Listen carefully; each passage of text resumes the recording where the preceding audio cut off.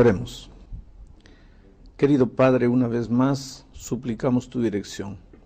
Abre nuestro entendimiento para cosas espirituales. En el nombre de Jesús. Amén. Nuestro tema para hoy es el juicio.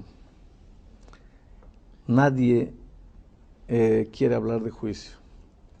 Si el Evangelio fuese solamente perdón, gracia, amor, sería maravilloso. Pero el tema del juicio es tan bíblico como el tema de la gracia, como el tema del perdón, de la misericordia divina. Hay un juicio, y no es porque nosotros creemos, es porque la palabra de Dios lo dice así. Déjenme leer Eclesiastés capítulo 12, versículo 14, dice: porque Dios traerá toda obra a juicio, juntamente con toda cosa encubierta, sea buena o sea mala. Dios traerá toda obra a juicio, hasta las cosas encubiertas, sentimientos, pensamientos, todo será juzgado. Leo ahora segunda a los Corintios, capítulo 5, versículo 10, dice así: porque es necesario que todos nosotros comparezcamos ante el tribunal de Cristo, para que cada uno reciba según lo que haya hecho mientras estaba en el cuerpo, sea bueno o sea malo. O sea, un día vamos a tener que comparecer delante del tribunal divino. Y en Hechos capítulo 17, versículo 31 dice: por cuanto ha establecido un día en el cual juzgará al mundo con justicia por aquel varón a quien designó, dando fe a todos de haberle levantado de los muertos. Por cuanto ha establecido un día. Quiere decir que ya hay un día establecido para el juicio. ¿Y cuál es ese día? Porque si ese día se va a determinar nuestra salvación o perdición, es importante que sepamos cuándo es ese día. Para saber cuál es el día del juicio, tendríamos necesariamente que ir al Antiguo Testamento. En el libro de Levíticos, ya dijimos cuando estudiamos el tema del santuario, que Dios dio el santuario a Israel, para que Israel pudiese entender el tema de la salvación. Y el juicio es parte del tema de la salvación. Porque ¿cómo sabremos quién se va a salvar, quién se va a perder si no hay un juicio? Entonces, para entender el juicio, el tema del juicio, tenemos que ir al santuario necesariamente, al pueblo de Israel. Y aquí en Levítico, versículos 29 y 30, dice así: y esto tendréis por estatuto perpetuo. En el mes séptimo, a los 10 días del mes, afligiréis vuestras almas, y ninguna obra haréis, ni el natural ni el extranjero que mora entre vosotros. Porque en este día se hará expiación por vosotros, y seréis limpios de todos vuestros pecados delante de Jehová. Quiere decir que para Israel había un día del juicio. Y ese día del juicio era en el séptimo mes, a los 10 días del mes. Era el día del Yom Kippur para Israel, el día de la purificación, el día del juicio. Todos los miembros del pueblo de Israel deberían hacer examen de conciencia y suplicar a Dios perdón por sus pecados, porque ese día para ellos estaba siendo el día del juicio. Ahora, hay una profecía muy interesante aquí en el libro de Daniel. Es una pena que poca gente conozca esta profecía. Es impresionante. Dice así, Daniel 8:14. Y él me dijo: hasta 2300 tardes y mañanas, luego el santuario será purificado. Si para Israel el día del juicio era el día de la purificación del santuario, quiere decir que para el mundo el día del juicio será el día de la purificación del santuario celestial. Por eso era necesario que estudiásemos el tema del santuario, que ya estudiamos.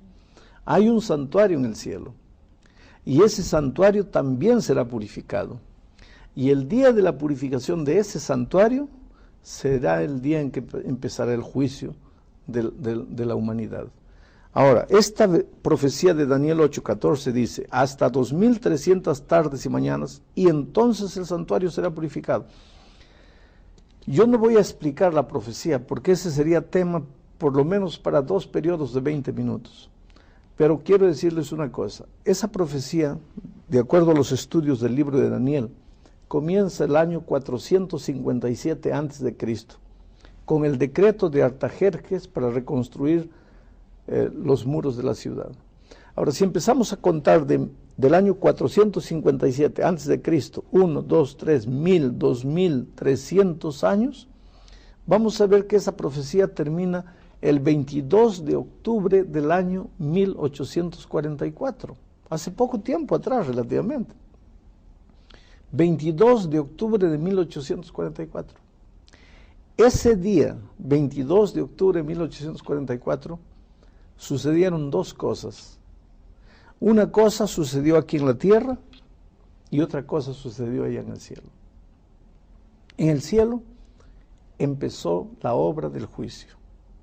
Así como el sacerdote en Israel, una vez por año, entraba al lugar santísimo para purificar el santuario y era el día del juicio, el 22 de octubre del año 1844, allá en el cielo, el sumo sacerdote, que está descrito en Hebreos, entró al lugar santísimo para empezar la obra del juicio. Y esa obra de juicio está muy claramente relatada aquí en el capítulo 7 del libro de Daniel. En el versículo 9 dice: estuve mirando hasta que fueron puestos tronos, y se sentó un anciano de días, cuyo vestido era blanco como la nieve, y el pelo de su cabeza como lana limpia. Su trono llama de fuego, y las ruedas del mismo fuego ardiente. Un río de fuego procedía y salía de delante de él. Millares de millares le servían, y millones de millones asistían delante de él. El juez se sentó, y los libros fueron abiertos. Empezó el juicio. 22 de octubre de 1844. Eso sucedió en el cielo. Y en la tierra sucedió algo extraordinario que poca gente sabe, que está descrito aquí en Apocalipsis 14, versículo 6. Dice así: vi volar por en medio del cielo a otro ángel que tenía el evangelio eterno para predicarlo a los moradores de la tierra, a toda nación, tribu, lengua y pueblo, diciendo a grande voz: temed a Dios y dadle gloria, porque la hora de su juicio ha llegado. Quiere decir, el 22 de octubre de 1844, en el cielo empezó el juicio, y en la tierra Dios levantó un pueblo, simbolizado por este tercer ángel, un grupo de mensajeros, para decirle al mundo: la hora del juicio ha llegado. Y esta iglesia es la iglesia que proclama a voz en cuello que en 1844 la hora del juicio llegó. A ver, pastor, déjeme ver si entendí. Vamos un poquito para atrás. Cuando estudiamos el tema del santuario, vimos cómo Dios aquí en la tierra dio todo el esquema y el ejemplo de ese santuario en la tierra, de lo que sería en el cielo. Ahora, en este tema del juicio, el ejemplo también alcanzaba esto del juicio. O sea, sí, acaba usted de hablar de todo el esquema, del lugar santísimo, los pecados eran... Entonces, Dios, yo más o menos lo tomo así, dejó también ese ejemplo de lo que sucedería en el tema del juicio, exactamente como pasaba en la tierra. Él mostró el ejemplo de lo que sería ahora, en estos días. Exacto, para que el ser humano entendiese el tema del juicio en el cielo, Dios le dio el santuario en la tierra, para que a través del ceremonial del santuario en la tierra, el pueblo entendiese que habría un juicio. ¿Qué pasaba en la tierra? Todos los días el israelita pecador iba, colocaba su mano en el cordero, transfería simbólicamente sus pecados para el cordero. Ese cordero era símbolo de Jesús, el cordero de Dios.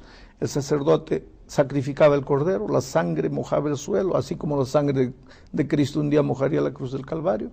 Muy bien, ahora el sacerdote transfería esos pecados al lugar santísimo del santuario de esta tierra. Y una vez por año, el sacerdote entraba al lugar santísimo para purificar el santuario. Ese era el día del juicio. Ese día todo el pueblo estaba en contrición, clamando a Dios por su misericordia, porque era para ellos el día del juicio. Así también, cuando nosotros confesamos nuestros pecados, somos perdonados, librados de nuestros pecados, pero nuestros pecados simbólicamente son transferidos al lugar santísimo del santuario celestial. Ahora, en estos días está sucediendo eso en el cielo. Bueno, antes de hablar de ahora, vamos a hablar de lo que pasó hasta 1844. En 1844 el Señor Jesucristo, el sumo sacerdote, entró. Eso está aquí en Hebreos, lo hemos leído ya en el tema del santuario, no lo voy a leer ahora. Dice el versículo 24, capítulo 9 de Hebreos, versículo 24, porque no entró Cristo en el santuario hecho de mano, figura del verdadero, sino Jesús entró en el cielo mismo para presentarse ahora por nosotros ante Dios, y no para ofrecerse muchas veces, como el sumo sacerdote en el lugar santísimo cada año entraba con sangre de ovejas. De otra manera, le hubiera sido necesario padecer muchas veces desde el principio del mundo, pero ahora, en la consumación de los siglos, se presentó una vez para siempre por el sacrificio de sí mismo. O sea, ahora Cristo entra ya, el juicio comienza, los libros son abiertos, y ahí está Jesús, que es nuestro Cordero, es nuestro abogado, es nuestro defensor.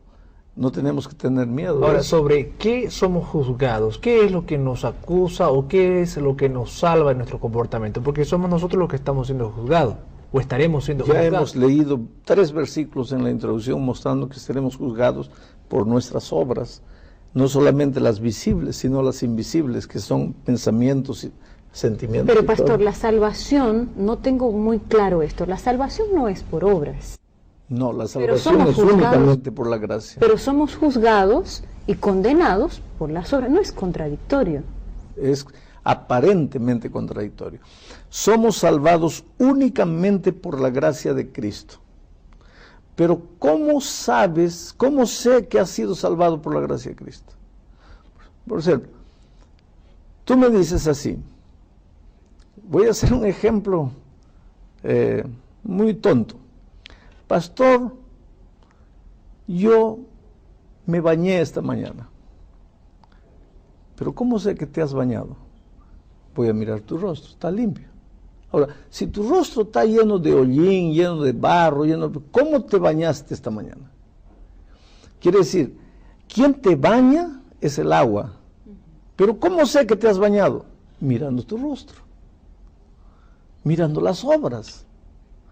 Las obras no salvan, salva Cristo. Pero ¿cómo sabremos que hemos aceptado la gracia de Cristo? Por nuestra vida, viviremos como personas salvas, entonces ahí entran las obras. Y entonces, más o menos lo que me está diciendo es que en este caso son consecuencias. Si yo he vivido con Jesús, bueno, las obras serán una consecuencia. Una consecuencia. Es eso. Claro. Pero si tú te olvidas de Jesús y quieres trabajar por las obras, olvidando de Jesús, esas obras no te valen de nada, son trapos de inmundicia. La Biblia llama trapos de inmundicia a la justicia. Algunas personas pasan toda la vida intentando comportarse bien, producir buenas obras. Otras personas no se preocupan por portarse bien, por producir buenas obras, pero en algún momento, tal vez hasta el último minuto de su muerte, aceptan a Jesús como su Salvador. ¿Esta última persona será salva también? Todas las personas que aceptaron a Jesucristo. No importa cuándo. El ladrón en la cruz es el más grande ejemplo de eso. En el momento de la agonía aceptó a Jesús, está salvo.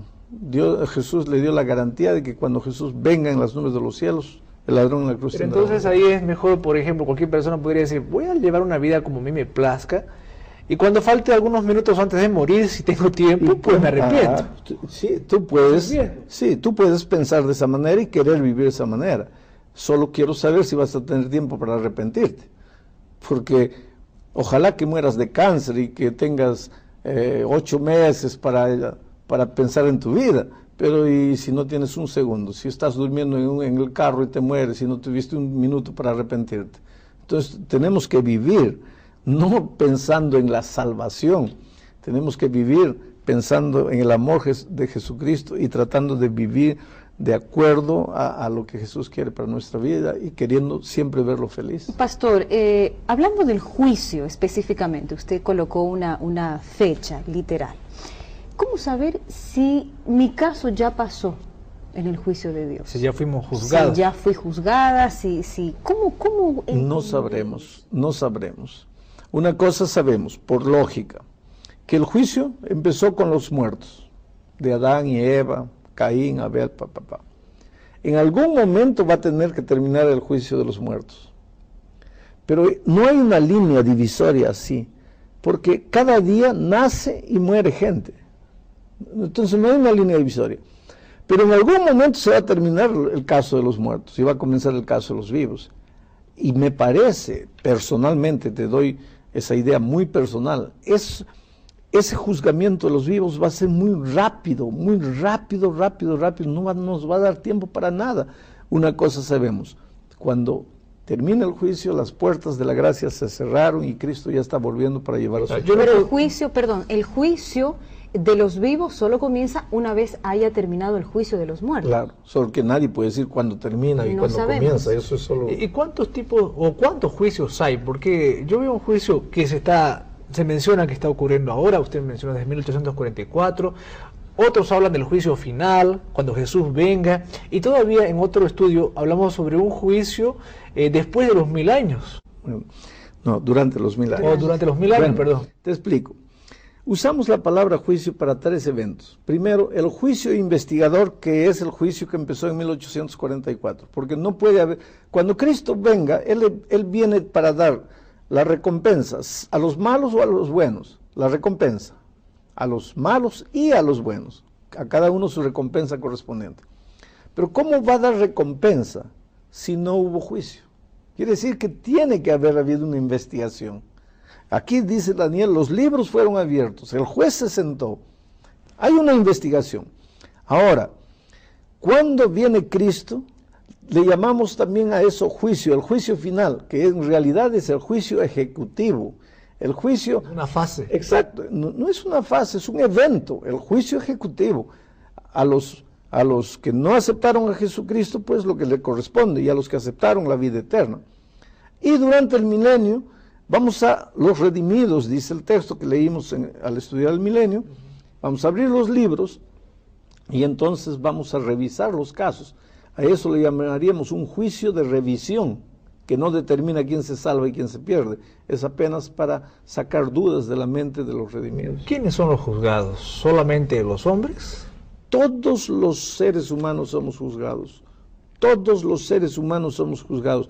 Los buenos, los malos, los jóvenes, los viejos, todos los que estamos vivos seremos juzgados. ¿Y el juez, los abogados, el acusador, quiénes son? Porque es un juicio, me imagino que tiene que tener varias partes representativas. Sí, quiere decir, no pienses que el juicio allá en el cielo va a ser como el juicio en la tierra, porque la manera de juzgar las cosas en la tierra no fueron copiadas del cielo.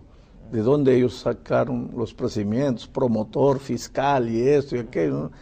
Una cosa sabemos. Pero alguien tiene que defender. Unas cosas sabemos. La Biblia dice que nuestro abogado es Cristo.